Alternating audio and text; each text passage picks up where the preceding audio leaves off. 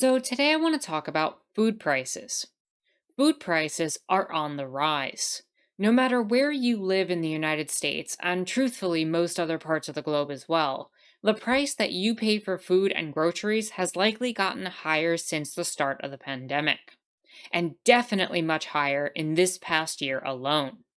In an economic reality where wages have remained relatively stagnant, rent prices have been ever increasing, and medical costs have gone up, the increase in food prices is taking its toll on people who have had to make tough decisions about how to spend their limited money. People are choosing between rent, food, and medicine, and trying to balance their budgets to survive. Meanwhile, prices just keep going up, and the blame from the media has been placed primarily on inflation. The trouble is that that's only part of the story. Now, we have here that as of mid September, the inflation rate has been about 8.3% over the past year. Yet, food prices have soared well above that. When we look at some of the top price increases in food, we find things like eggs being at over 40% of an increase from where they were last year, margarine at 38.3%, butter 24.6%, flour and other prepared flour mixes at 23.3%, olives and pickles and relish and other sorts of pickled items at 19.4%. And many of the items listed in the Consumer Price Index have seen price increases by more than 15% compared to August 2021. That includes things like 16.6% for chicken, 18.5% for soups, 17.4% for cereals, and a 17% for milk.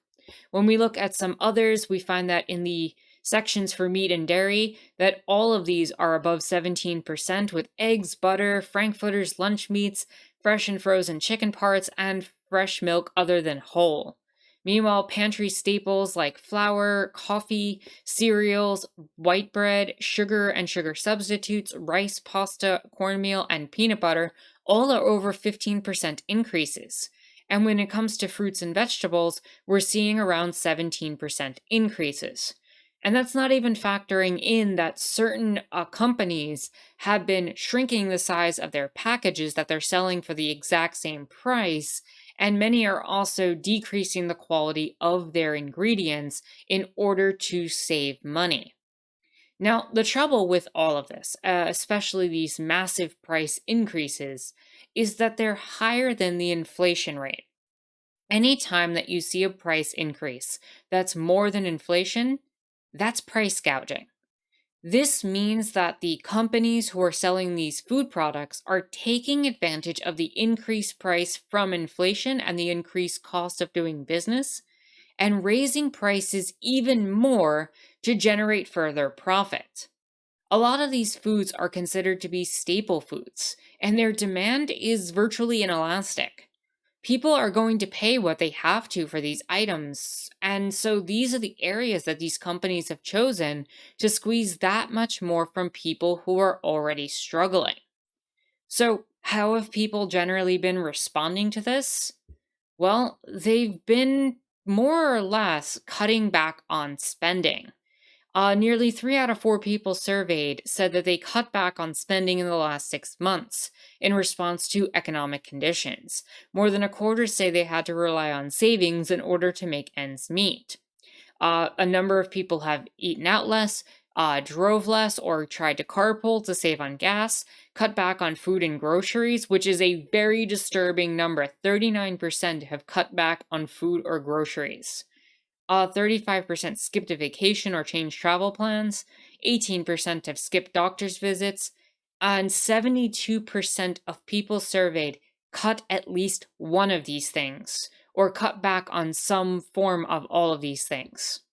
So we also have here that when it comes to specifically spending, about 50% of people have switched to cheaper brands, 46% have pushed a stricter budget, 46% are also buying cheaper foods, 40% are buying less food, and 33% are switching the stores that they go to. Now, these are the people who have the ability to make those choices. For many, buying cheaper foods isn't even really an option Many already go to multiple stores to save as much money as possible, and a lot of people already buy the cheapest store brands and do all of the things that they have to just get by and survive. If you're already at a point where you can't really afford to spend more money as it is, these types of economic shifts are going to mean that you really don't have an option to tighten your belt even more. And this is really telling about how bad certain things are for certain populations. The poorest among us don't have the ability to cut back further. And these news articles often miss the mark on this, especially with the type of advice that they often offer people. We get these like from ABC News where the solution is just to avoid those pricier prepackaged lunches and dinners, as well as pre cut vegetables and fruits. They may be a time saver, but experts agree the higher cost for convenience can quickly drain your wallet. Whenever possible, buy store brand products. They're nearly always cheaper than name brands, and in many cases, you won't be sacrificing quality. According to Consumer Reports, 22% of shoppers chose which supermarkets to shop at, partly based on the quality of their store brands. You can also clip digital or paper coupons. And perhaps you can get even more money saving tips like never shopping when you're hungry. It's sure to be a budget buster. Now, there's a lot wrong with this. First and foremost, when we actually analyze what we're going through here, these pieces of advice, the idea of, not getting prepackaged lunches and dinners, many people don't have the luxury of that already. And if you're trying to really balance your budget, you're probably cooking a lot of your meals at home and preparing it already. This advice is just so disconnected from the reality that I've seen people experience, and I myself have experienced both historically and during this pandemic. I have known people who will clip coupons all the time for survival and have done it for years. This is not new advice, and even if you don't have the time, energy, and ability, oftentimes you make the time to make sure that the budget works at the end of the month. Sometimes you cut certain areas, sometimes you have to clip things. You do what you have to do to survive. These are survival tactics. They're not a way to thrive, and they're certainly not a solution. And this advice really is a sort of distraction from the bigger issue where it's trying to place individual blame on people rather than actually dealing with the issues at hand. This really reeks of that same, oh, well, if millennials had stopped having avocado toast, everything would have been better for them. Then they could afford housing type mentality. While individuals can do these small things to survive, the issues are far more systemic. So, what's the cause? What is the root of all of this?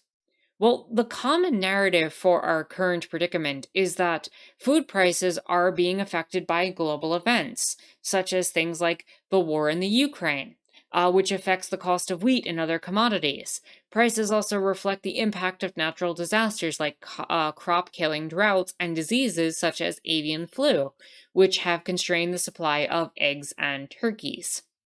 Now, while these have probably contributed in various ways to inflation, and while there are issues in terms of the global economy when it comes to the production of food, especially due to climate change, this itself disguises perhaps the biggest issue in all of this and is being done as a disguise for the actual issue, which is that there's an oligopoly that is constantly generating record profits. Now, we have here that food companies are saying that rising prices are merely free markets at work. Extreme weather and the pandemic disruption increased the production costs and diminished the supply of food while demand increased in the United States. But as I've talked about before on this channel, the US has surpluses to deal with this type of thing. And many people abroad are, still dealing with this as well.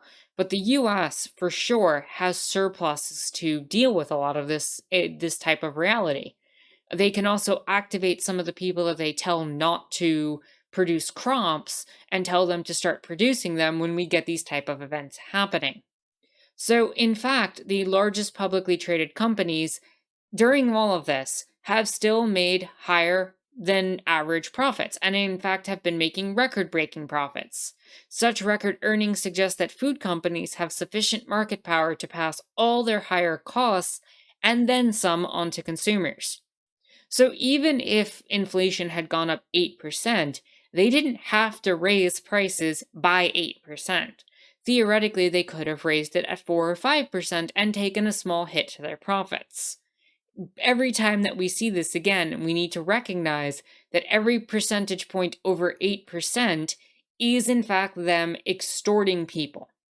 Now, sustained exceptional corporate profits raise the question, how much are food companies really competing?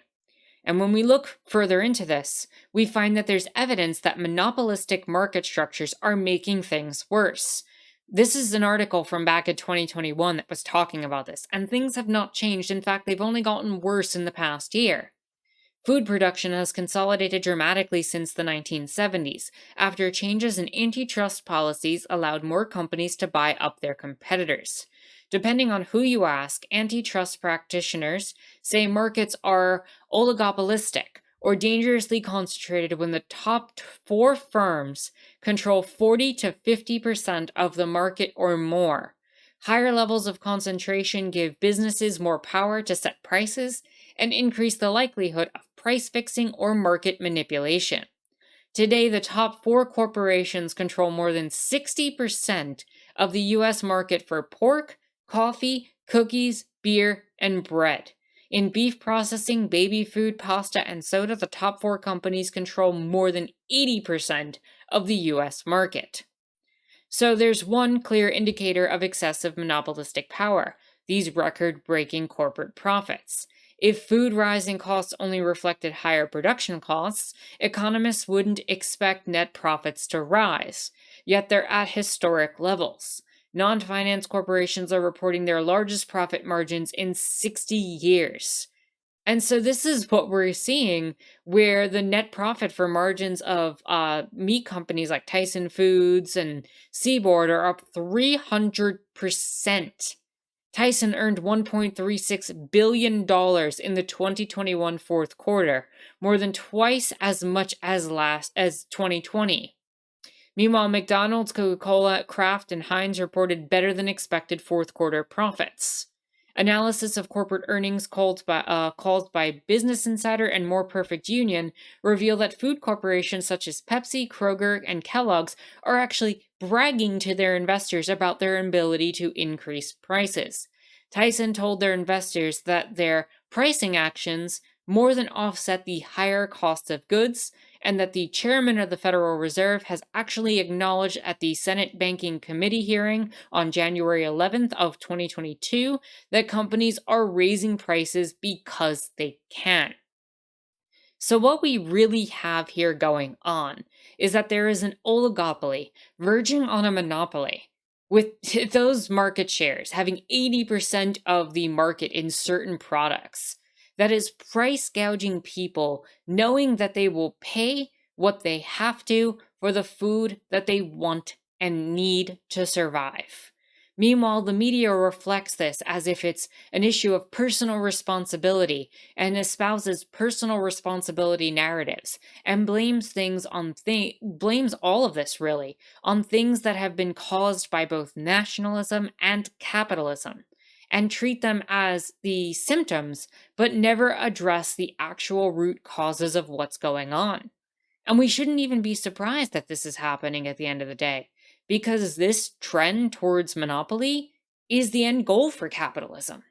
For as many people historically who have tried to put a bandage on all this and to triage capitalism and to say trust bust or regulate the market, the end goal of capitalism is to make as much money as possible. And that at the end of the day means eliminating all of the other competition, either by buying them up, by outcompeting them, by selling at a cheaper rate to push them off the market. Either way, no matter what you do, capitalism will veer towards monopolies. And these four companies are getting closer to that mark every single day. all the while continuing to make record breaking profits for their shareholders. They're doing this off the backs of everyday workers, all the way from the people who grow the food, all the way through to the person who's buying the food items off grocery store shelves. In fact, the system as it is working as intended. The true solution is ending this system where our food is not a right and where the prices can be controlled by authoritarians who seek to maximize their profits in the name of their shareholders at the cost of everyone else. Short of that, and short of the termination of this system of capitalism, the best way to actually cope with all of these hard times is almost always to collectivize and work together. Things like community kitchens, community fridges, pooling resources to buy in bulk, and just generally looking out for each other is the way to survive. Creating food banks and food co ops that make sure that everyone in your community is fed is the way to go. The solution to all this can't be to just blame it on the individuals and to try to say that a single individual not able to keep up is in some way not deserving of food. Telling people not to buy name brands just ain't it. So, with that said, if you've enjoyed what you've watched here today, consider liking the video, subscribing, and leaving a comment, as well as consider joining my Discord, where we have political conversations like these. If you're in a financial place to do so, and only if you're in a financial place to do so, please do consider supporting me on Patreon, especially as political content like this can often be demonetized on YouTube. The links for everything that I mentioned are in the description down below. And with that said, my name is Anarchist Tara. Thank you so much for watching.